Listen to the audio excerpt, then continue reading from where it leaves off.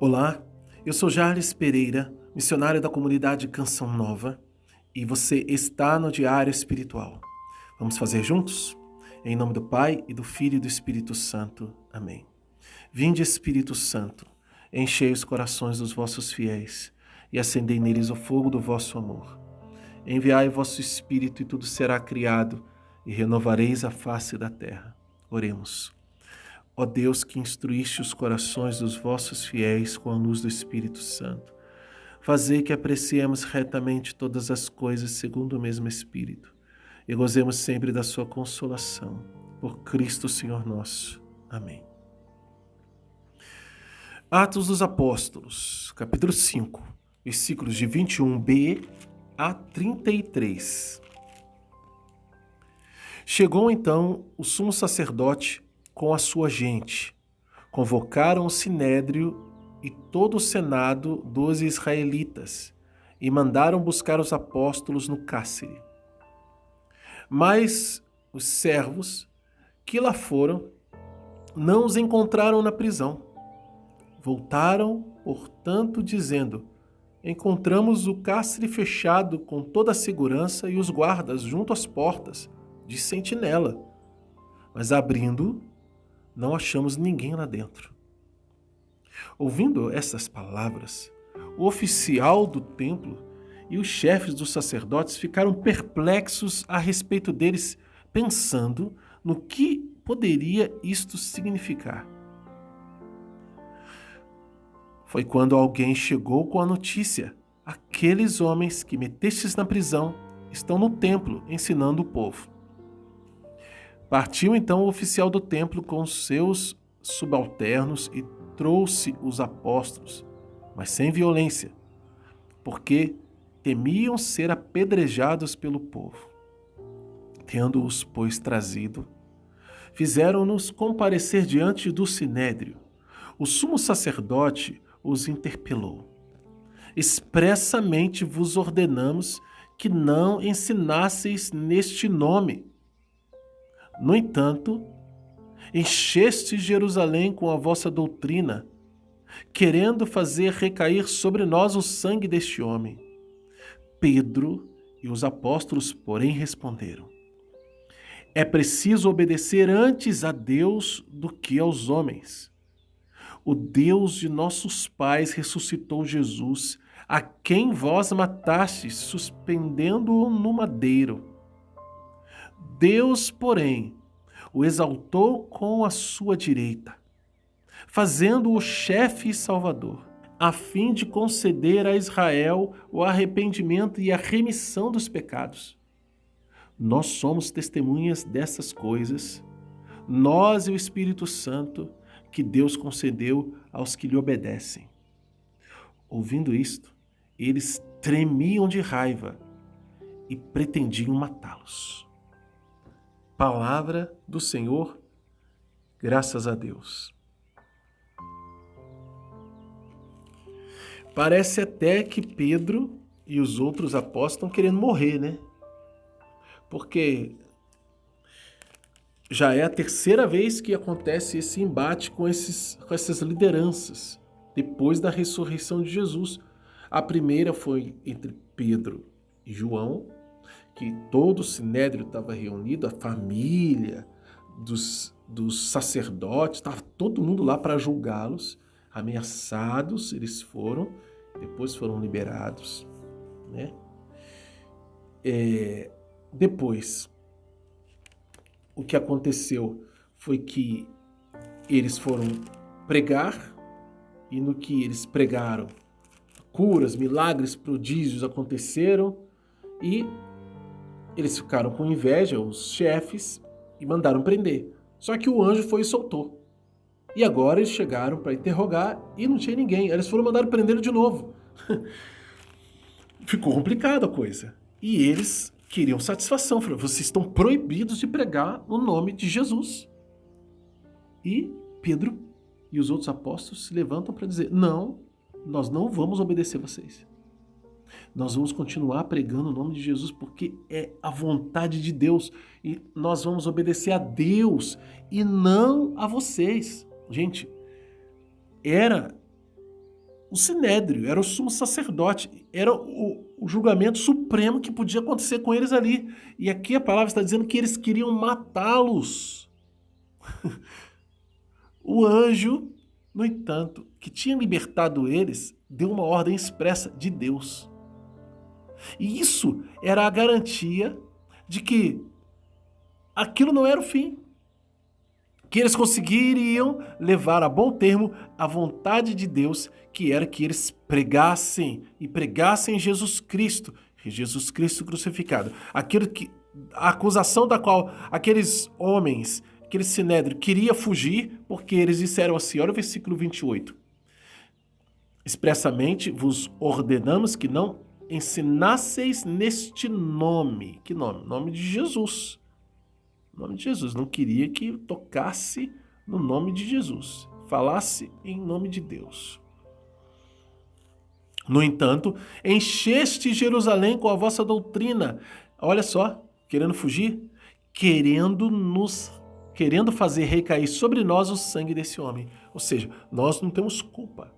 Ele foi condenado porque blasfemou, dizendo que era filho de Deus. É isso que eles querem dizer. Mas Pedro, sem se intimidar, disse: é preciso obedecer antes a Deus que aos homens. Isso aqui é uma ordem implícita.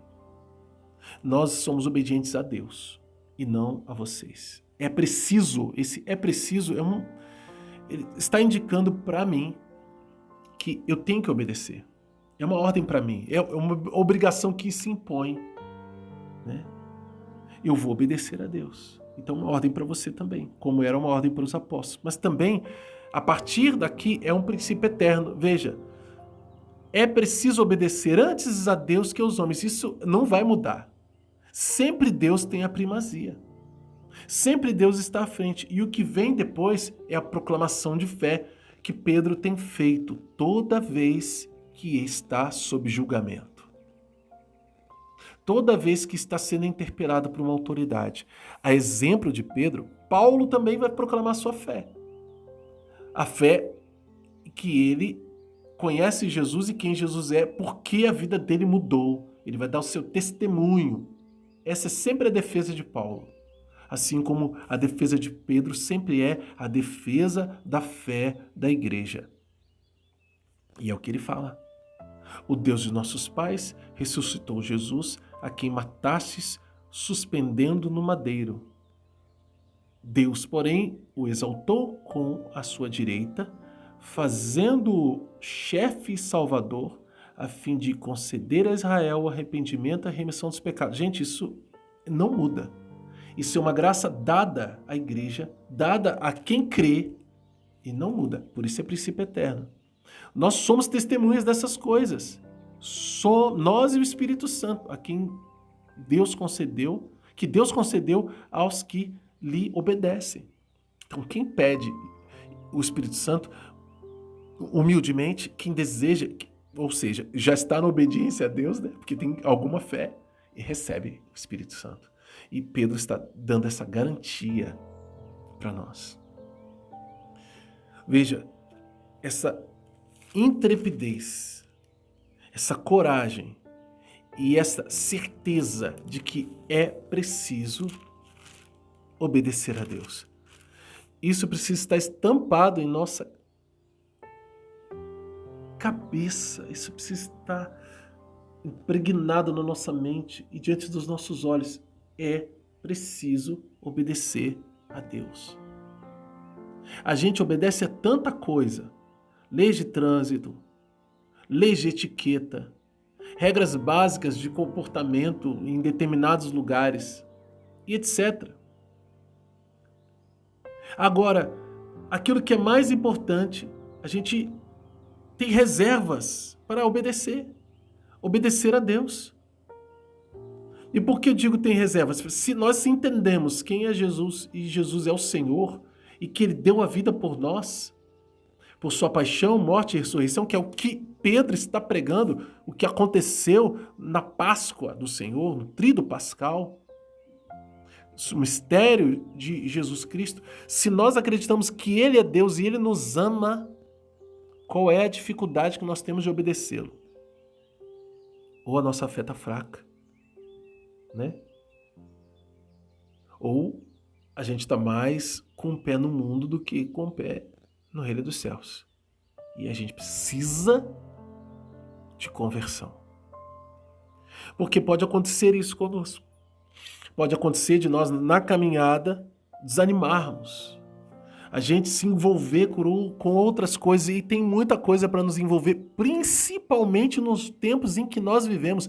Tem tanta coisa para nos envolver, para nos distrair e nos desviar de Deus, que a gente precisa ter muito cuidado. E nesse se envolver com outras coisas, como diz São Paulo a Timóteo, você está em Deus, você não pode se envolver com as outras coisas. É igual militar. Ele tem que prestar conta ao seu chefe, ao seu superior. Ele não pode se envolver com as coisas da vida civil. O lutador tem que lutar conforme as regras. Então, é a mesma coisa aqui. Se eu me envolvo com outras realidades, eu vou perdendo a intimidade com as coisas de Deus. Eu vou perdendo a audição daquilo que é próprio de Deus. Por isso, fazer o estudo bíblico todo dia é bom para nós. Porque são muitos outros barulhos que entram, que a gente escuta todo dia. Veja, você gasta aqui no canal, em média, 10 minutos com o estudo bíblico. Meditando, né? Depois você tem que escrever e tudo mais. Aí esse tempo, ele se estende um pouco mais, aí você mais sozinho, né? Às vezes, tem alguns estudos que a gente ultrapassa um pouco mais, mas em média é isso. E quanto tempo mais a gente gasta escutando outras coisas? A voz de Deus, ela precisa ser mais forte. Para que a gente possa, diante daqueles que nos interpelam e digam, nós estamos proibindo vocês de serem de Deus, de falarem de Deus, a gente dizer para essas pessoas, nós vamos obedecer a Deus. Antes. Primeiro Deus, depois vocês. Se vocês tiverem alguma razão, a gente obedece. Se não, nós vamos obedecer a Deus. Só quem está em Deus consegue fazer isso. Vamos anotar no nosso diário. Temos aqui ordem de Deus, versículo 29, e princípios eternos, versículos de 29 a 32. Qual a mensagem de Deus para você? Como colocar isso em prática na sua vida? Vamos anotar no nosso diário e lutar para viver. Convido você que é novo aqui no canal a se inscrever, acionar o sino da notificação, deixar o seu like, porque o seu like evangeliza. E juntos vamos fazer a Bíblia toda com a graça de Deus e o auxílio da Virgem Maria, né? O método A Bíblia no Meu Dia a Dia de Monsenhor Jonas Abib, você encontra aqui no canal como fazer, encontra vídeos e tá tudo aqui na descrição para que você aprenda, tá bom? Que Deus abençoe você. Ó Maria concebida sem pecado, rogai por nós que recorremos a vós.